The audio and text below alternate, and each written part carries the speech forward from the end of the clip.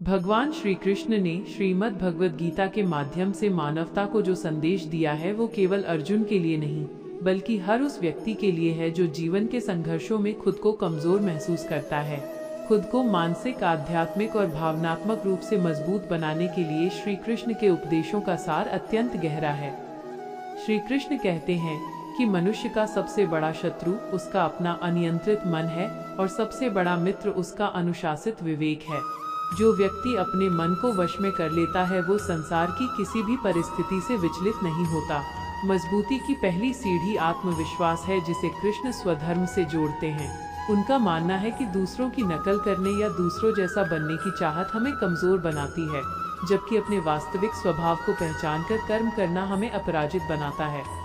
श्री कृष्ण अर्जुन से कहते हैं कि भय का त्याग करो, क्योंकि आत्मा अजर अमर है। उसे न शस्त्र काट सकते हैं, न अग्नि जला सकती है और न ही जल भिगो सकता है।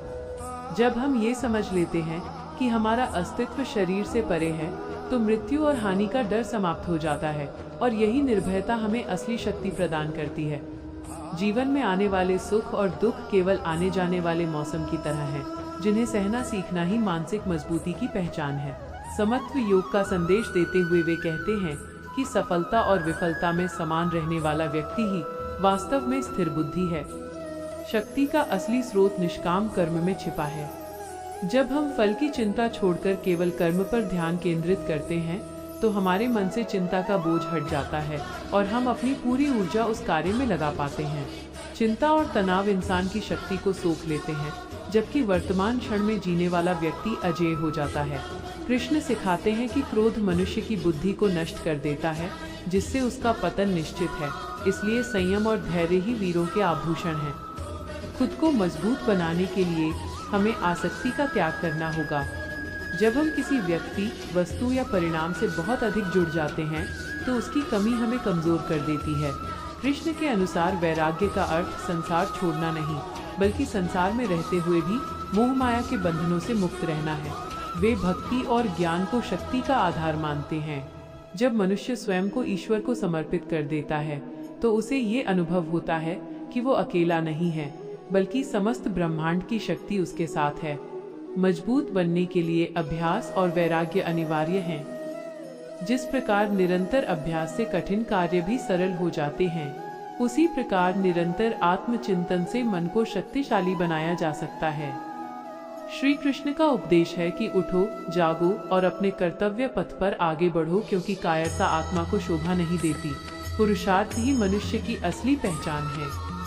कठिनाइयां हमें तोड़ने के लिए नहीं, बल्कि हमारे भीतर छिपी हुई शक्ति को जगाने के लिए आती हैं। जो व्यक्ति विपरीत परिस्थितियों में भी मुस्कुराना जानता है और धर्म का साथ नहीं छोड़ता, वही वास्तव में बलवान है।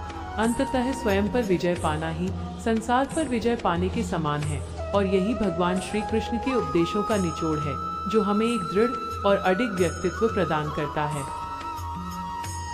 श्री कृष्ण के उपदेशों का विस्तार करते हुए वे समझाते हैं कि आंतरिक शक्ति का वास सत्य में होता है, और जो व्यक्ति सत्य के मार्ग पर अडिग रहता है, संपूर्ण ब्रह्मांड उसकी सहायता करता है। मजबूती का अर्थ केवल शारीरिक बल नहीं, बल्कि विपरीत परिस्थितियों में भी अपने विवेक को स्थिर रखना है।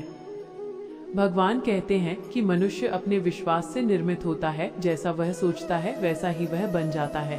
इसलिए यदि आप स्वयं को शक्तिशाली मानेंगे तो आप शक्तिशाली बनेंगे, और यदि आप स्वयं को दीनहीन समझेंगे तो आप कमजोर ही रहेंगे। विचारों की शुद्धता ही चरित्र की नींव है। एक मजबूत व्यक्तित्व वह है जो निंदा और स्तुति में विचलित न हो। दुनिया आपके बारे में क्या सोचती है, यह आपके नियंत्रण में नहीं है, लेकिन आप स्वयं के बारे में क्या सोचते हैं, यह पूरी तरह आपके हाथ में है। कृष्ण अर्जुन को समझाते हैं कि आलस्य और प्रमाद आत्मा के शत्रु हैं, जो मनुष्य को पतन की ओर ले जाते हैं। अतः निरंतर सक्रिय रहना और अपने कौशल को निखारना ही शक्ति संचय का मार्ग है। जीवन एक युद्ध क्षेत्र है, जहाँ हर दिन हमें अपने ही भीतर के विकारों, काम, क्रोध, लोभ और मोह से लड़ना पड़ता है। जो इन पर विजय प्राप्त कर लेता है, वो संसार का सबसे बलवान पुरुष कहलाता है। मजबूत बनने के लिए क्षमा को अपनाना आवश्यक है, क्योंकि कमजोर व्यक्ति कभी क्षमा नहीं कर सकता। क्षमा करना बलवान का लक्षण है। घृणा को पालने से हृदय भारी होता है, जबकि प्रेम और करुणा से आत्मा का विस्तार होता है। श्री कृष्ण का संदेश है कि कभी भी अपनी तुलना दूसरों से न करें, क्योंकि सूर्य और चंद्रमा दोनों अपने अपने समय पर चमकते हैं। अपनी क्षमताओं पर संदेह करना आत्मघात के समान है। जब हृदय में ईश्वर का वास और हाथों में कर्म की शक्ति होती है, तो बड़े से बड़ा पर्वत भी छोटा लगने लगता है। शांति ही शक्ति की जननी है।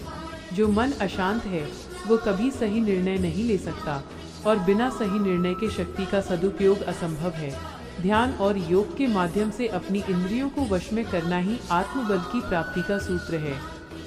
श्री कृष्ण अंत में यही सिखाते हैं कि परिणाम चाहे जो भी हो, अपने धर्म और नीति का त्याग कभी न करें, क्योंकि धर्म की रक्षा करने वाले की रक्षा स्वयं धर्म करता है। यही वह मानसिक दृढ़ता है जो एक साधारण मनुष्य को असाधारण व्यक्तित्व में बदल देती है।